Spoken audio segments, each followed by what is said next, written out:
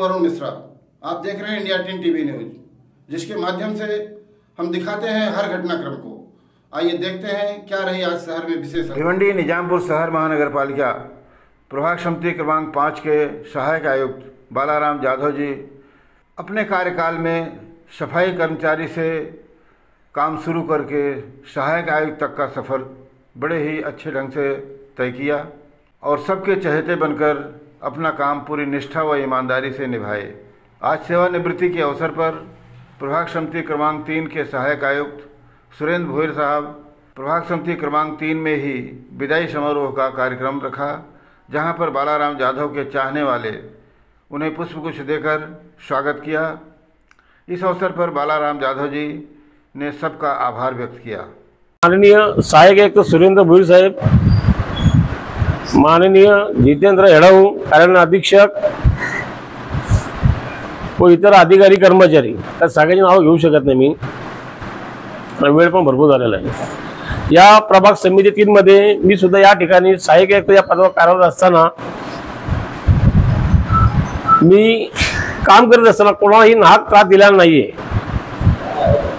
जे काम प्रत्येक भूभाग लिपिकांनी किंवा इतर डिपार्टमेंटचे शहर विकासचे लोक समजा असतात, कर्मचारी अधिकारी, यांना जे सोपवलेलं काम आहे ते त्यांनीच करायचं आहे। परंतु तक्रारी नागरिकांच्या सन्मान्य सदस्य याच्या तक्रारी येतच असतात, त्या तक्रारीचे निवारण हे होतच असतो आणि प्रत्येक गोष्टीला राग त्यांचा, आपल्यावरती रोष त्यांचा असतो। त्या रोषाला सामोरे जाऊन सुद्धा आपल्याला ते काम करावं लागतं आणि तुम्ही या ठिकाणी आज प्रभाग 3च्या वतीने मला जो सत्कार केला, तुमच्या सगळ्यांचे मी आभारी आहे आणि कायम सुखी रुढी राहील। मूर्ती म्हणजेच आजच्या कार्यक्रम आपण जो ठेवलेला आहे सेवानिवृत्तीचा कार्यक्रम, ते त्या कार्यक्रमाची सन्मान मूर्ती म्हणून सेवानिवृत्त होणारे कर्मचारी अधिकारी बालाराम जाधव साहेब, त्याचबरोबर या ठिकाणी प्रभाग समिती 3चे सहाय्यक आयुक्त मान्य सुरेंद्रजी भोईर साहेब, त्याचबरोबर आमचे OS हेडाव साहेब असतील। या प्रभाग समिती 3 मध्ये अतिशय उत्कृष्ट ज्यांनी काम केलं आणि त्यांच्या सानिध्यात राहून आम्ही आजपर्यंत शिकलो, इथपर्यंत पोहोचलो, असे आरोग्य निरीक्षक लीलाधर जाधव साहेब, त्याचबरोबर कर निरीक्षक आणि सर्व आपले अधिकारी कर्मचारी। आजचा हा कार्यक्रम सेवानिवृत्तीचा कार्यक्रम। बालाराम जाधव साहेब नाव म्हणजे सगळ्यांच्या परिचयाचं नाव। आज या भिवंडी शहरामध्ये आणि या स्थानिक स्वराज्य संस्थेमध्ये एक असा मुलगा म्हणून एक कामाला लागला होता की जो माझं वय कसं असाय तर त्याच वयामध्ये ते कामाला लागले होते आणि एक सफाई कामगार म्हणून ते कामाला लागले। पण त्याच्यानंतर त्यांनी त्यांच्या मनामध्ये त्यांना शिक्षण घ्यायचं होतं, ते खचले नाही का त्यांनी त्यांचा जो प्रवास आहे, मी एक सफाई कर्मचारी आहे, मी तिथपर्यंतच राहील असं केलं नाही। तो एक आदर्श त्यांनी आपल्याला दिलेला आहे। साहेब कामाला लागले सफाई कर्मचारी म्हणून, पण ते काम करत असताना त्यांचं जे शिक्षण होतं, मला असं वाटतं की ते आतापर्यंत शिक्षण घेत होते आणि त्यांचं शिक्षण घेऊनच ते आज सहाय्यक आयुक्त शिक्षण विभागामध्ये उपायुक्त पर्यंत पोहोचलेले आहेत। साहेबांबद्दल बोलायचं झालं तर स्थानिक स्वराज्य संस्थेअंतर्गत ज्या शहरामध्ये कुठला असं एक ठिकाण नसेल, कुठला असा भूभाग नसेल की बालाराम जाधव साहेब नाव नाही माहिती। माझा मी अनुभव सांगेल तुम्हाला की ज्यावेळेला मी प्रभाग समिती 5 मध्ये बीट निरीक्षक म्हणून काम करत होतो, तर त्यावेळेला ना मी असं काम करताना कारवाईसाठी जायचो प्रभागात, तर तिकडे असं म्हटलं जायचं बालाराम जाधव कोण आहे, ओ बालाराम जाधव कोण आहे, बालाराम जाधव कोण आहे। कधी कधी असं व्हायचं का साहेब असायचे, अच्छा आप बालाराम जाधव आहे, किती पण गरम झालेला माणूस असू द्या व तो किती मोठा अडचणीत असू द्या या कसा असू द्या, तो तिथे येऊन साहेबांना डायरेक्टली मिठी मारणार ना, तो बोलणार अरे साहब तुम हो क्या, अरे अच्छा लगा आपको मिलके, बहुत नाम सुना है मैं आपका और आप अच्छे हो। म्हणजे साहेबांची एक कामाची पोचपावती समाजातून, अन्य समाजातून, या महानगरपालिकेतून आपल्याला दिसते।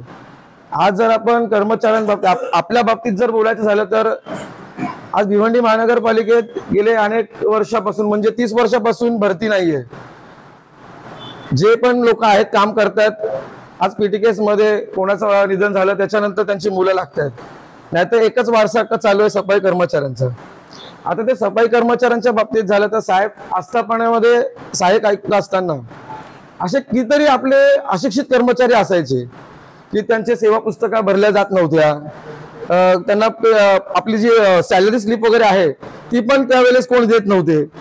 तर साहेब असताना प्रत्येकाला त्या सॅलरी स्लिप भेटायला लागल्या. आज नेटवरती त्या उपलब्ध होत आहेत, सेवा पुस्तिका पण आपल्या व्यवस्थित भरल्या जात आहेत.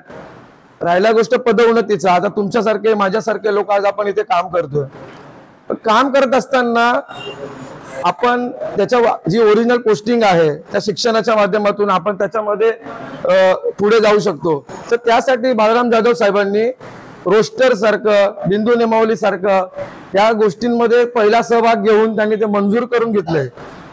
आणि ही गोष्ट खूप म्हणजे आठवणीत राहील की त्यांच्यामुळे आपल्याला आता जे आपण LGS वगैरे करतोय, त्याच्याबरोबर आरोग्य निरीक्षकचा कोर्स करतो, त्याच्यासाठी पण साहेबांनी आपल्यासाठी भरपूर त्या ठिकाणी विषय मांडलेले आहेत आणि ते मंजूर करून घेतलेले आहेत. मला एक सांगायला आवडेल की आता मध्यंतरी साहेबांबरोबर काम करत असताना त्यांच्याकडे एक गोष्ट मी शिकलो. कसं आहे की एक माहिती अधिकारचा विषय होता. माहिती अधिकारचा विषय होता. आता माहिती द्यायची कशी काय, आपल्याकडे बघा एक लोक आयुक्त उपायुक्तांचं जर पत्र आलं ना तर भीती वाटते, अरे आता उत्तर द्यायचं, मला काय करू, कसं काय उत्तर देणार, कारवाई झाली की नाही झाली, आता काय करणार, साहेब ओरडणार, हे ओरडणार. कधी कधी असं पण होतं, असे माहिती अधिकार येतात ना, उलट सुलट प्रश्न केले जातात. तर माझ्या बाबतीत असंच झालं होतं. तेव्हा साहेबांकडनं एक गोष्ट शिकलो. साहेबांचं एक वाक्य आहे, बाळाराम जाधव साहेब मला एकदा म्हणाले होते, सूरज कागद आपल्याला घाबरला पाहिजे रे, आपण कागदाला नाही घाबरायचं. म्हणजे ही गोष्ट त्यांनी आपल्याला त्यावेळेस शिकवलेली आहे. आज महानगरपालिकेत कुठलाही विषय असू द्या, आता आपले जे पण सहाय्यक आयुक्त आहेत, आमचे स्वतः सुरेंद्र भोईर साहेब, त्यांनी पण मला वेळोवेळी म्हणजे त्यांच्याबद्दल काही किस्से असतात ते मला सांगतात. जर कोणता प्रशासनाचा कोणता एक नवीन आदेश आला, GR आला, तर साहेब पण आमचे लगेच फोन करतात की बाळाराम दादाला फोन लाव, कुठे आहे विचार, दादा अशी गोष्ट झालेली आहे, तर काय येते, मग साहेब आमचे सांगणार समजून. तर आज एक कसं आहे माहिती, काही कमतरता अशी वाटेल की ही जी जागा आहे, ही उणीव आहे, ही साहेबांनंतर कोण भरून काढेल. आज माझ्यासारखा मुलगा बिटनिक्षक काम करतो, मी सुरेंद्र भोईर साहेबांकडे जाऊ शकतो, साहेब मला प्रॉब्लेम झाला, बाळाराम जाधव साहेबांकडे जात होतो की साहेब मला प्रॉब्लेम झाला. उद्या असं होईल, आपण कोणाकडे जायचं, एक हक्काचा माणूस, आपला माणूस, म्हणजे आपल्याला एक आधार होता सगळ्यात.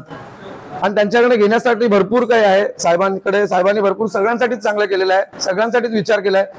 आणखीन एक सांगेल की साहेबांचा काम करायची साहेबांची जी पद्धत आहे, कार्यालयीन कागदोपत्री असेल, कार्यालयीन वेळ असेल, साहेबांची न चुकता. आज बघा, आम्ही जरा दिलगिरी व्यक्त करतो, माननीय सहाय्यक आयुक्तांनी आम्ही इकडे येत असताना गाडी पंक्चर झाली होती आणि आम्ही सगळे तिथे वेळ झाला, त्यासाठी उशिरा पोहोचलो, त्याबद्दल दिलगिरी व्यक्त. परंतु जाधव साहेब वेळेत आले, त्यांच्या सुरुवातीपासून सगळ्या गोष्टी एकदम वेळेत होतात.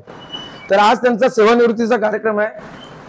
आजच्या सेवानिवृत्ती कार्यक्रमानिमित्त मी त्यांना शुभेच्छा देईल की आपल्या आयुष्यात आपल्याला आरोग्य संपन्न हो, आपण आनंदाने खुशीने, जे वेळ तुम्ही महानगरपालिकेत दिलेली आहे.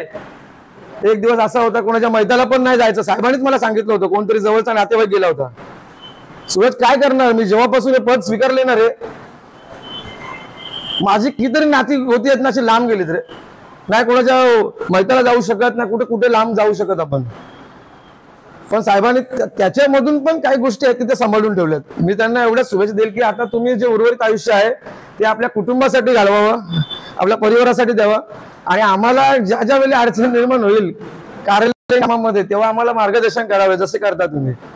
आजच्या सेवानिवृत्ती कार्यक्रमानिमित्त मी त्यांना माझ्या प्रभाग समिती 3 मधून सहाय्यक आयुक्त सुरेंद्रजी भोईर साहेब, नारायण पाटील झाले, इंद्रपाल जाधव, मी सूरज गायकवाड, आमच्या सर्वांकडनं शुभेच्छा.